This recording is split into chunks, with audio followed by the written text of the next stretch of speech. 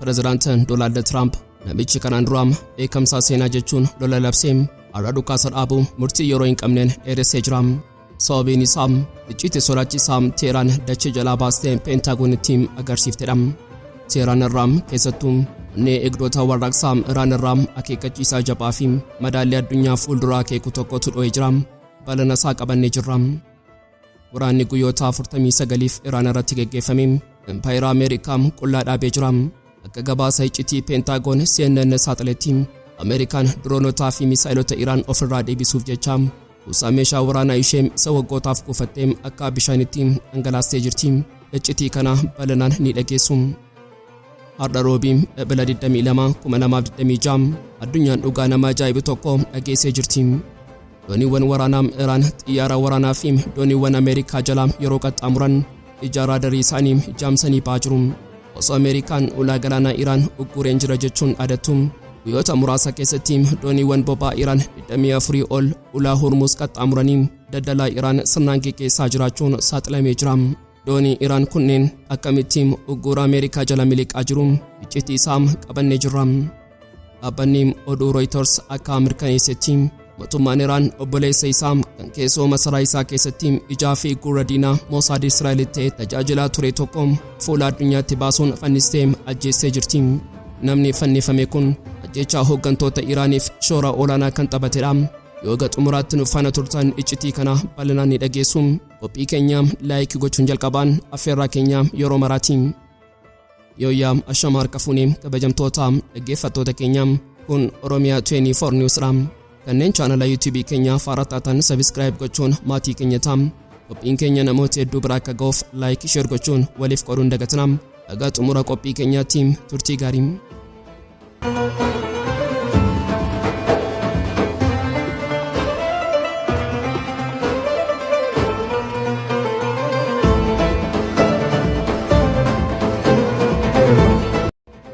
Pirezidaant Doonaald Tiraamp namichi kanaan dura beekamsa seenaa jechuun lola labsee har'a dhukaasa dhaabuu murtii yeroo hin qabneen dheeressee jira. Sababiin isaa iccitii sodaachisaa Teeraan dachee jalaa baasuun Pentaagonitti agarsiiftedha. Meedhugaa dhokataa fi shira dippiloomaasii kanaa ija xiinxalaa waraanaa fi xiinsammuutiin akka saayinsii waraanaatti haa ilaallu. Jalqaba irratti maaltu Tiraamp nibbise? Miidiyaan beekamaan Ameerikaa CNN iccitii guddaa tokko saaxilee jira. Yeroo waraanaa guyyoota 40 sana xiyyaaronni Ameerikaa bombiiwwan gurguddoo fayyadamanii gaarreen Iraan yeroo tuman Iraan meeshaalee waraanaa ishee gurguddoo fi murteessoo holqaawwan dachee gadi fageenya keessaa dhoksitee turti. Amma yeroo nagaan yeroof bu'ee kanaa Iraan meeshaalee kanneen warra ija Raadaarii Ameerikaatiin kanaan dura hin argamin dachee jalaa baastee qopheessitee ifatti mul'isuu eegaltee jirti. Kuni Tiraampiif muddama addaa ta'ee jira. Misaa'elli dhokatee ture yeroo boom Ameerikaan eessa akka inni dhoka'u hin beektu. Yoo Tiraamp dogoggoree waraana deebisee eegalee dho'iinsi dhufuuf deemu kan duraanii caalaa amma taataa jechuudha. Dhiphinni kun masaraa White House keessatti walgahii ariifachiisaa fi burjaajii uumee jira. Jeneraalonni Pentagon Tiraamp fi gorsitoonni nageenyaa gaaffii ulfaataa tokko gaafachaa jiru. Waraana kana itti fufnamoo marii nagaaf yeroo dabalataa kennina. Wanti caalaatti isaan dhiphise ammoo Iraan ulaagaalee Ameerikaa fi yaada marii dhiyaateef deebii ifaa kennuu dhabuu isheeti. Iraan callistee jirti. Tiraamp kuni dadhabina keessoo isaaniiti jechuun of gowwomsuus hayyoonni waraanaa warra dhiyaa garuu kuni tooftaa yeroo bitachuuti jechuun akeekkachiisanii jiru. Iraan yeroo marii kanaaf fayyadamtee misaa'ela ishee holqaa baastee diina ishee liqimsuuf qophii xumuraa gochaa jirti. Tiraamp filannoo dhabee dhukaasa dhaabuu kana yeroo hin murtoofneef dheeressuuf dirqamee jira. Inni of tuulummaadhaan ani nagaan fidaa jira haa jedhu malee dhugaan lafa jiru garuu sodaadha. Tiraamp yoo waraana haaraa banee ulaa Hormuz guutummaatti akka cufamuufi dinagdeen addunyaa fi Ameerikaa akka laamsha'u sirriitti beekama. Gama biraatiin Teeraan irraa deebiin dhufee kanoonni cabsuudhaan qondaaltonni Iraan uffata dippiloomaasii dhiisanii ifatti dubbatan. Tiraamp dhukaasa dhaabuu yeroo dheeressuun nuuf tola oolee osoo hin taane filannoo dhabeeti. Qaamni waraana kana keessatti mo'amee ulaagaa yookaan yeroo nuuf murteessuu hin danda'u jedhan. Dabalataan uggurra Ameerikaan galaana irratti gochaa jirtu gocha waraanaa ta'uusaa irra deddeebi'anii akeekkachiisan. Walumaa galatti addunyaan amma nagaa dhugaa keessa hin jirtu. Waraanni kun bishaanii fi ibidda gidduutti rarree jira. Ameerikaan misaa'eloota Iraan warra dachee jalaa ba'aniin raafamtee waraana eegaluu sodaattee jirti. Iraan ammoo misaa'ela ishee qopheessitee yoo ulaa Hormuz irratti dogoggora hojjetan bombiin isin hin argine isin eegaa jira jechuun ulee morma Tiraamp irra keessa jirti. Tiraamp nagaa jedhee haasa'us dacheen Faars ammayyuu misaa'ela guuttatteem haaloo baachuuf qophiidha. Samiin aara waraanaatiin haguugamee ture jala har'a callisa ulfaataa fi sodaachisaatu bu'ee jira. Waraanni eegaluu isaa duraa sagalee dhaga'amurraa callisni waraana boodaa caalaatti onni nama rarraasa. Uummanni addunyaa Ameerikaa fi Iraan walii galaniiru nagaatu bu'ee jechuun yeroo hafuura baafatu. Iraan irraa keessattuu onni eegdota warraaqsaa Islaamaa Iraan irraa akeekkachiisa jabaa fi madaalii addunyaa fuulduraa akeeku tokkotu dho'e. Kuni ibsa nagaa osoo hin taane labsii qophii waraanaa boqonnaaraati. Mee akeekkachiisaa fi xiinsammuu waraanaa ibsaa eegdota warraaqsaa kanaa duuba jiru haa ilaallu. Jalqaba irratti eegdonni warraaqsaa Islaamaa Iraan seera waraanaa isa kanaan dura guutummaa taqee jira. Kanaan dura Iraan yeroo baay'ee michoota ishee fayyadamtee lolaa turte. Waraanni kanaan dura daangaa fi madaalii of eeggannoo qaba ture. Har'a garuu akeekkachiisni darbee fadha. Kanaan booda yoo waraanni kee waraanni sun seera kanaan duraatiin hin bitamu. Deebiin keenya kallattiin onnee diinaa kan rukutuu fi guutummaatti barbadeessaa ta'a. Kana jechuun yoo Ameerikaan yookaan Israa'el dogoggora tokko hojjetan buufataaleen Ameerikaa abbaa giddu galeessaa jiran kamiyyuu gazoonii du'aatti ilaalamu jechuudha. Wanti lammaffaa fi masaraa White House dhiphisuun haala Iraan yeroo callisaa kanaa itti ilaaltudha. Eegdonni warraaqsaa Islaamaa Iraan dhugaa dhooftuu tokko addunyaaf ifa godhee jira. Callisni har'aa kun mallattoo dadhabinaa yookaan duubatti deebi'uu miti. Tiraamp fi Pentagon yeroo boqonnaa kana meeshaa isaanii suphuu fi hafuura baafachuuf fayyadaman. Iraan ammoo qoba ishee qawwee irraa osoo hin kaasin ijaajjoo biraatiin sochii isaanii hordofaa jirti. Nagaan yeroo kana nagaa waraqaa irraati malee onneen waraanaa ammayyuu dammaqina guutuurra jira. Iraan diinni yeroo kana fayyadamee shira xaxuuf deema yoo ta'e nuti of duubatti hin jennu jechuun ulee isaanii morma diinaarra kaa'anii jiru. Wanti hunda caalaa xiinsammuu siyaasaa fi dippiloomaasii Iraan agarsiisu ammoo haala isaan marii nagaa itti ilaalanidha. Warri dhiyaa yeroo baay'ee marii dippiloomaasii akka filannoo waraanaaf faallaa ta'etti ilaalu. Iraan garuu mariin kun waraanarraa kan adda ba'e miti. Inni qaamuma waraanichaati jechuun Iraan diinni ishee Ameerikaa fi Israa'el marii kanatti fayyadamuun waraana isaanii akka haaraatti gurmeessuuf akka yaalan sirriitti beekti. Kanaafuu mariin Islaamabaad keessatti deemaa jiru kun waraana sammuuti. Iraan marii kana keessaa kan seentee ija shakkiitiin malee amantii guutuudhaan miti. Amma ji'oopoliitikaatiin eegdonni warraaqsaa Islaamaa Iraan labsii ijaarsaa sirna haaraa ba'aa giddu galeessaa labsee jira. Ibsicha akka agarsiisutti dhibbaan Ameerikaa fi Israa'el naannoo kana keessatti dhiyeenyatti xumurameera. Waraanni ji'a tokko darbee sun teeknooloojiin warra dhiyaan guutamuyyuu madaallee biyyoota abbaa cabsuu akka hin dandeenye mirkaneessee jira. Iraan ba'aa giddu galeessaa harka humnoota alaa Ameerikaa irraa bilisatee sirna haaraa uummata ofiitiin to'atamu ijaaruuf onnattee jirti. Kuni gooftummaa Ameerikaatiif xumuraa keeka. Iccitiin onnee nama rarraasuu fi Pentaagoniin hirriba dhorkee garuu xumuraa ibsa kanaa keessa jira. Eegdonni warraaqsaa Islaamaa Iraan addunyaatti waan tokko ifa godha. Wanta kanaan dura waraana guyyoota 40 sana keessatti argitan sun nama qofadha. Nuti meeshaalee waraanaa tooftaalee fi humna dhokataa kanneen ammayyuu hin fayyadamne of harkaa qabna. Kun akeekkachiisa sodaa isa dhumaati. Yoo Ameerikaa yookaan Israa'el dogoggora hojjetanii waraana marsaa lammaffaa banan gochi dhufuuf deemu rooba misaa'elaa idilee sana osoo hin taane go'iinsa teeknooloojii lafa jalaa fi samii kan diinota guutummaatti jaamsuu akka ta'u akeekanii jiru. Walumaa galatti ibsi eegdota warraaqsaa Islaamaa Iraan har'aa kun waan tokko dhugoomsee jira. Dhukaasni dhaabbachuu danda'a garuu lolli hin xumuramne. Iraan qubni keenyaam furtuurra jira, iji keenya diinarra jira, meeshaan keenyaam haaraan ammoo holqaapoof eegaa jira jechuun minjaala marii irra teessistee dachee waraana irratti abbaa biyyummaa ishee mirkaneessitee jirti. Meediyaan guddicha Ameerikaa CNN oduu iccitii waraanaa isa waggoota hedduuf hin dhaga'amne saaxiluun addunyaa saffisaa isaatii sodaachisaa keessaa galchee jira. Dhugaan beekuun waan tokko ifa godha. Rakkina inni guddaan waraana Iraan kana qofa miti. Balaan innamaan waan waraana kana booda dhufuuf deemudha. Iccitii dhiigaa fi kasaaraa tarsiimawaa Ameerikaan keessa seente kanaam haa ilaallu. Waraanni guyyoota 49f Iraan irratti geggeeffame Impaayeera Ameerikaa Qullaa Dhaabee jira. Akka gabaasaa iccitii Pentagoon CNN saaxiletti Ameerikaan diroonotaa fi misaa'eloota Iraan ofirraa deebisuuf jecha kuusaa meeshaa waraanaa ishee isa waggootaaf kuufattee akka bishaanitti dhangalaastee jirti. Ragni isaa sammuu nama raasa. Misaa'eloota qulqullinaan diina rukutan keessaa 45 fixattee jirti. Sirnatti isaa qilleensaa inni addunyaan sodaatu Tiyaad misaa'ela isaa 50 yookaan walakkaa fixee jira. Sirnatti isaa Paatiriyoot jedhamus akkuma Tiyaad misaa'ela isaa 50 fixee jira. Misaa'ela Kuruuzii isa beekamaa Toomahaawuk jedhamu keessaa 30 ol gubdee jirti. Misaa'elota samiirraa lafatti dhukaafaman warra fageenya dheeraa keessaa 20 ol dhumatee jira.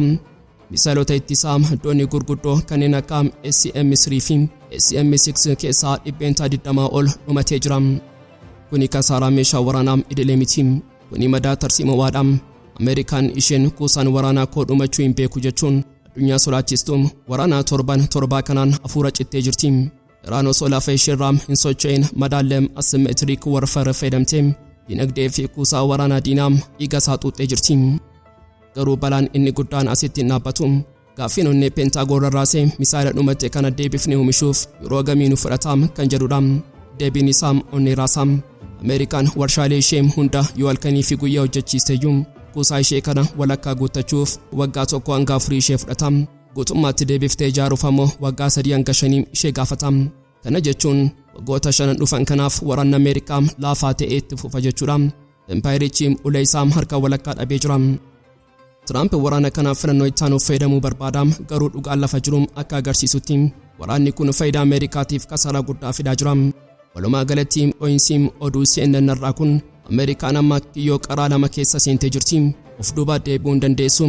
Sababiin isaa gooftummaa fi maqaa isheetu bada. Fuulduratti tarkaanfattee waraana haaraa yookaan marsaa biraa banuuf rasaasa qoobsaa hin qabdu. Iraan osoo qawwee gurguddaa hin dhukaasin dhiibbaa dinagdee fi obsa qofaan Ameerikaa dhukkubbii seenaa keessa galchitee jirti. Yeroo masaraan White House keessaa ajajoonni Pentagon ulaa Hormuz guutummaatti cufneerraa dinagdee Iraan bishaaniin dhidhimsineerraa jechuun dhaadatan dhugaan bishaan irra jiru garuu faallaa kanaatiin. Har'a Roobii Ebla 22 addunyaan dhugaa nama ajaa'ibu tokko dhageessee jirti. Dooniiwwan Iraan xiyyaara waraanaa fi dooniiwwan Ameerikaa jala yeroo qaxxaamuran ija Raadaarii Jaamsanii ba'aa jiru. Meeshaa baantootaa fi adurree isaa bishaan irratti taphatamaa jiru kana ija xiinxalaa dippiloomaasii fi teeknooloojiitiin gadi fageenyaan haa ilaallu. Torban tokko dura jechuun Ebla 13 Pirezidaantiin Tiraamp Uggura galaanaa guutuu labsee kaayyoon isaa boba'aa Iraan gurgurtuu dhaabamsiisuudhaan mootummaa Iraan beelessuu ture. Jeneraal Brad Cooper ajajaan ajaja giddu galeessaa waraana Ameerikaa fuula kaameraatti ba'ee daldala boba'aa Iraan guutummaatti daraagoonirraa doonii tokkollee hin dabarsinu jechuun uummata Ameerikaaf mirkaneesse. Garuu gabaasni dhokataan dhaabbileen oduu gurguddoo warra dhiyaa Bloomberg FM Wall Street Journal baasan of tuulummaa Ameerikaa kanaa dhoqqeetti makee jira.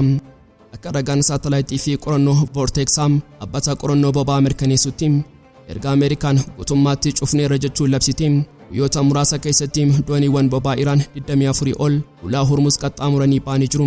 Kanneen keessaa dooniiwwan gurguddoo lamaan maqaan isaanii Eerootuu fi Heydii jedhaman eegumsa cimaa Ameerikaa jalaa ija cufatanii darbanii jiru.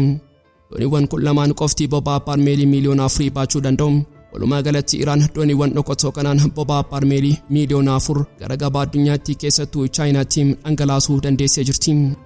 Ameerikaan isheen teeknooloojii raadaarii ammayyawaatiin of jechuun akkamitti dooniiwwan tulluu ga'an kanaan arguu dadhabdee iccitiin isaa maali?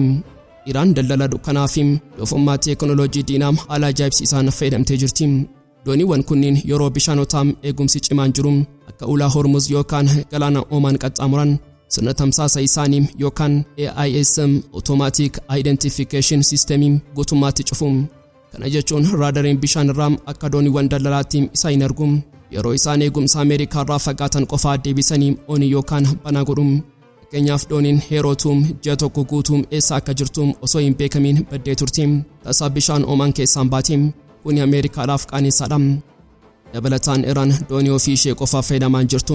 Dooniiwwan biyyoota dhiyaa kanneen seeroo fi cabsuu barbaadan illee hojiirra oolchaa jirti. Fakkeenyaaf dooniin daldalaa Giriikii kan Baazel jedhamu buufata Imaam Kumeenii Iraan irraa ka'e daangaa dhorkaa Ameerikaa cabsee yeroo darbu Ameerikaan harka marattee ilaalaa turte. Ameerikaan kufaatii ishee ulaa Hormuz irratti ishee mudatee dhoksuuf fageenya baay'ee fagoo galaana Hindii fi baha Sri Lankaa irratti dooniiwwan daldalaa qabachuun eegaltee jirti. Kun tarsiimoom ani humni galaanaa kiyyaa cimaadha jedhu agarsiisuuf yaalii taasifamedha. Garuu dhugaan lafa jiru ujummoo dhiigaa boba'aa Iraan inni ulaa Hormuz irra deemu guutummaatti addaan cituu dideera.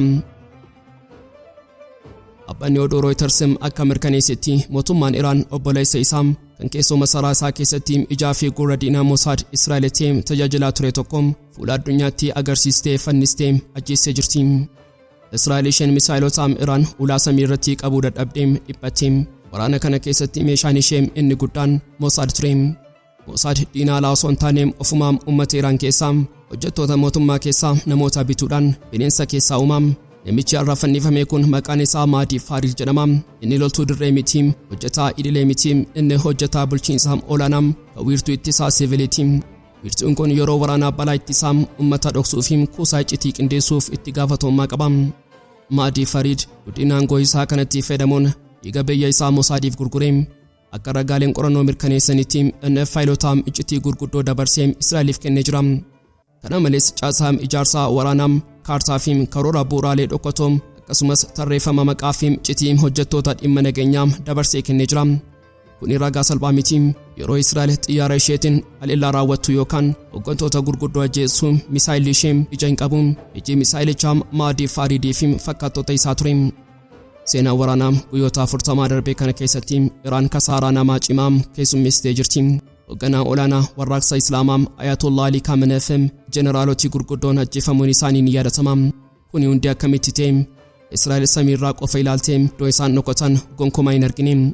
Basaasonni biyya keessaa yookaan gantoonni ragaa bakkaa fi yeroo sirriitti dabarsanii kennan. Maaliif Waraana fannifamuun isaa Iraan ija diinaa isa keessoo ishee jaamsaa akka jirtu agarsiisa. Murtii fannifamuu kun ergaa hedduu qaba. Mana murtii waliigalaa Iraanitti kan raggaasifame murtiin fannifamuu kun nuti Mosaadii fi basaasota isaa sodaa malee balleessina jechuudha. Keessattuu yeroo biyyattiin Uggura dinagdee fi dippiloomaasii jala jirtu kana nageenyi keessoo dhimma jiraachuu fi du'aati. Fannifamuun kunis taatee addaa miti. Guyyoota muraasa duraan namoonni biroon basaasummaa wajjin wal qabatanii sadaawamanii jiru. Kuni Iraan duula keessoo qulqulleessuu eegaluu ishee akeeka. Walumaa galatti waraanni giddu galeessaa ifatti waraqaa irratti dhaabbatus lafa jalaan garuu ho'aa fi sodaachisaa ta'e itti dhufeera. Israa'el isheen misaa'ilaan cabdee marii Islaamaa baadheetti dirqisiifamtee amma gara shiraa harka dhokotaatti deebitee jirti. Iraan ammoo deebiin ishee ifaa fi dhiigaan kan barreeffamedha. Diina alaa misaa'ilaan rukunneerraa diina keessoo ammoo fannisuudhaan adamnaa jechaa jirti. Egaan kabajamtoota dhaggeeffattoota Oromiyaa 24 News qophii guyyaarraaf qabannee dhiyaanne asumarratti goolama. Kanneen chaanala YouTube keenyaa Har'a taatan subscribe gochuun maatii keenya ta'aa. Qophiin keenya namoota hedduu bira akka ga'uuf like share gochuun waliif qooduun dagatinaa. Dhagaa xumuraa qophii keenyaatti waan nu faana turtaniif galatooma.